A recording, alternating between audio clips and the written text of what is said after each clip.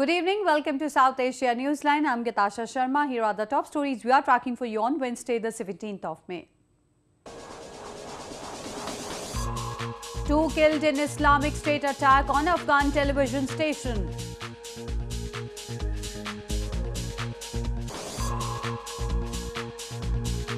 Expedite vote counting, Nepal Election Commission tell officers.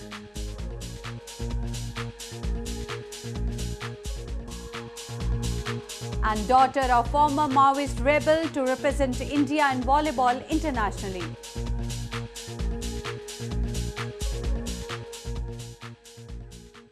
And now for all the details.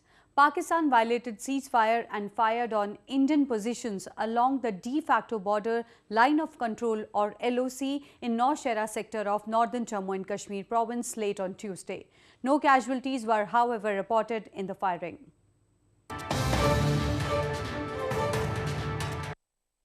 Civilian areas in Nowshera sector of India's northern Jammu and Kashmir province were targeted by the Pakistani troops as they opened fire on late Tuesday. However, no casualties were reported.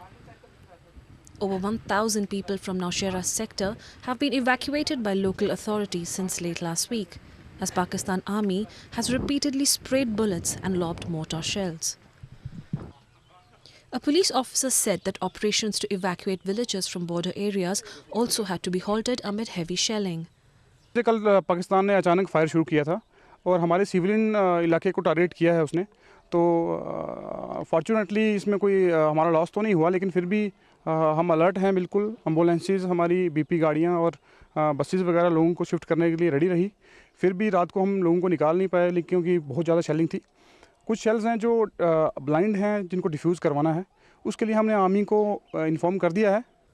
Pakistan also resorted to unprovoked firing in Balakot sector of the province on Wednesday.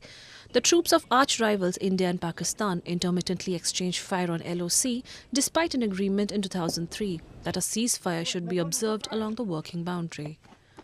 Both New Delhi and Islamabad blame each other for resorting to unprovoked firings. The Himalayan region of Kashmir has been a bone of contention between India and Pakistan since both gained independence in 1947. In news from Afghanistan, the Afghan National Security Forces have retaken control of a strategic town in northern Kunduz province after the Taliban insurgents carried out a coordinated attack on the key town. However, substantial damage has been sustained to buildings.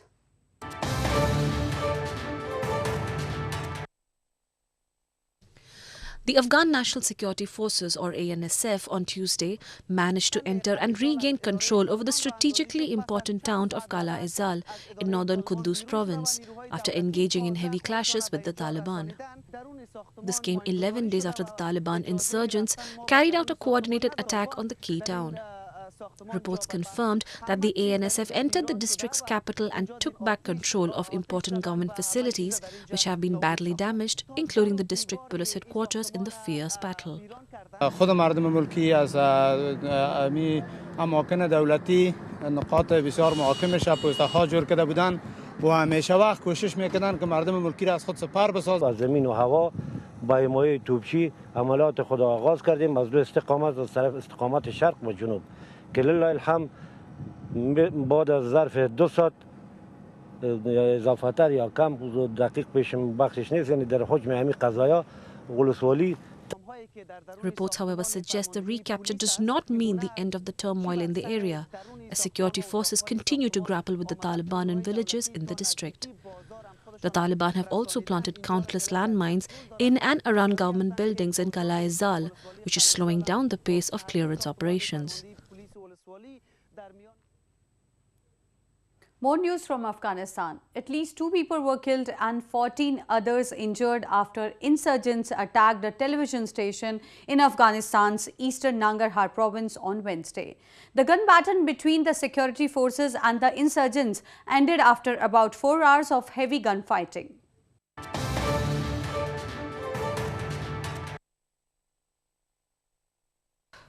Gunmen attacked a building of state television, the National Radio Television in Afghanistan or RTA, in the eastern Jalalabad city of Nangarhar province on Wednesday and engaged in a gun battle with security forces. The provincial governor's spokesman Atullah Khogyani said that there were 5 attackers in total. One was a suicide bomber who blew himself up, 3 were killed by security forces and the 5th was arrested. Khogyani confirmed 2 people were killed and at least 14 injured in the incident, and those injured were taken to the local hospital. Officials said they are now conducting a cleaning operation in the immediate area. Islamic State militant group claimed responsibility for the attack shortly after the Taliban rejected any involvement.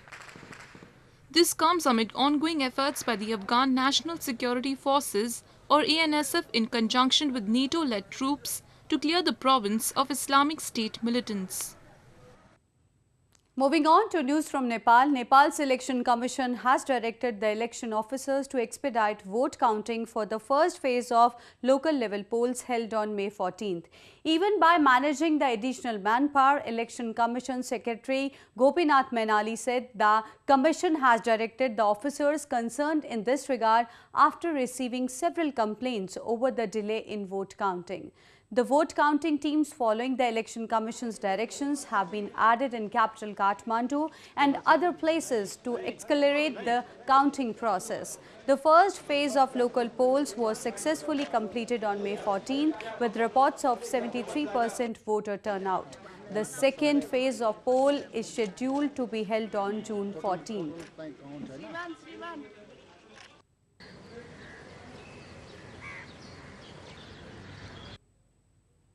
Meanwhile, China has pledged $290 million aid to Sri Lanka development projects for the period of 2018 to 2020. The announcement was disclosed when the Chinese president met Sri Lankan Prime Minister Ranil Wickremesinghe in Beijing on Tuesday.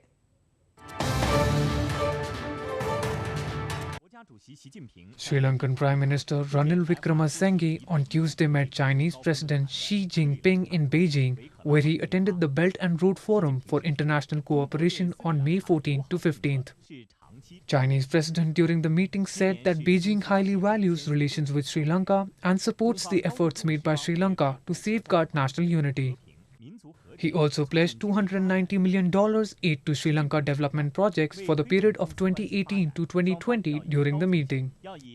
Meanwhile, Sri Lankan Premier Wickremesinghe said his country is committed to consolidating the traditional friendship with China and deepening bilateral cooperation. He also met his Chinese counterpart Li Keqiang, discussed issues to enhance bilateral relations. Moving on, daughter of a former member of Maoist insurgent group in India's eastern Odisha province has been selected for the under-18 national volleyball team. She will take part in the international volleyball tournament to be held in China in August this year.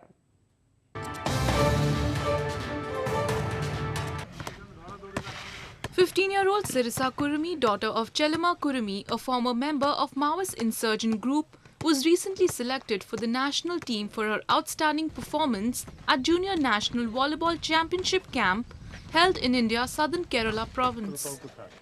Sirisa, a government school student in India's eastern Malkangiri district, has been undergoing training in the district's sports hostel for the last 4 years. A native of a Maoist-prone area, Sirisa had to overcome various obstacles to fulfill her dream of representing India globally. यहाँ पर बहुत लड़कियां हैं जो कि मेरे तरह है लेकिन खेल नहीं पा रही है। मैं चाहती हूँ उन्हें भी आगे लेकर जाऊँ। मालकानगिरी से एक लड़की क्यों इंडिया खेले, और भी लड़की चाहे तो खेल पाएंगे। उनके परिवार सपोर्ट करेंगे तो वो भी खेलेंगे। मेरी यही आशा है कि वो भी आगे आए और मेरी तरह इंडिया कैंप में पार्टिसिपेट कर सकें। Seeing Sirisa's passion for the sport, Malkangiri district sports officer decided to provide her better facilities as he was confident of her skills. ये लड़की आगे चलेगी और सिरिसा कुमारी का मैंने परफेक्ट बात मैं बताऊं तो उसको मैं पहले से ही अपनी बच्ची से भी ज़्यादा प्यार देकर उसको ज़्यादा फैसिलिटीज़ देकर उसको इतना आगे लेके आई हूं और वो भी बहुत खुश है। उसका मम्मी भी बहुत खुश है कि आज वो इंटरनेशनल मैचेस कंपटीशन खेलने के लिए जा रही है।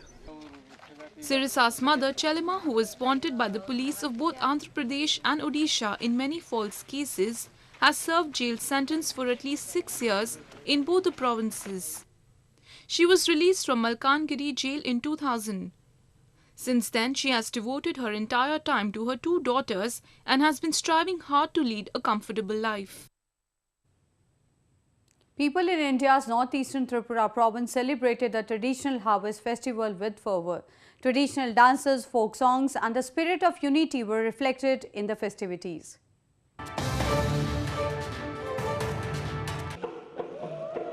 The festival of Rongali Bihu is considered as a time of merriment. Recently, the Assam Association in India's northeastern Tripura province organized the festival with enthusiasm. It is celebrated to mark the beginning of the new year, which is the time of sowing seeds.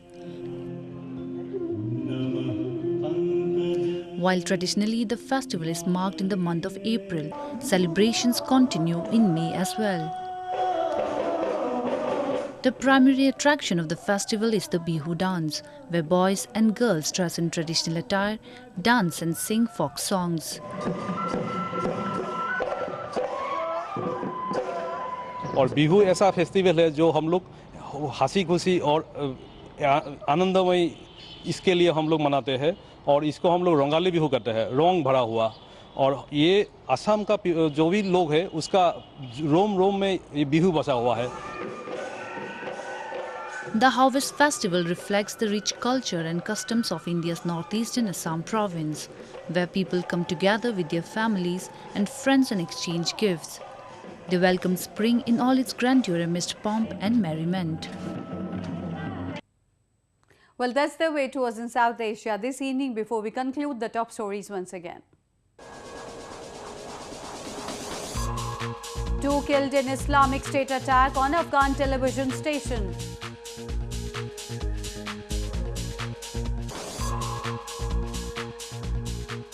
Expedite vote counting, Nepal Election Commission tell officers.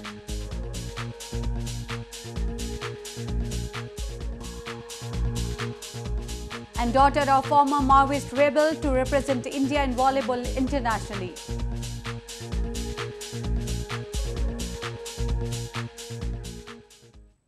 Now our viewers can watch the show on SouthAsiaNewsline.com. You can also visit us on Facebook.com/SAsiaNewsline and follow us on Twitter @SAsiaNewsline.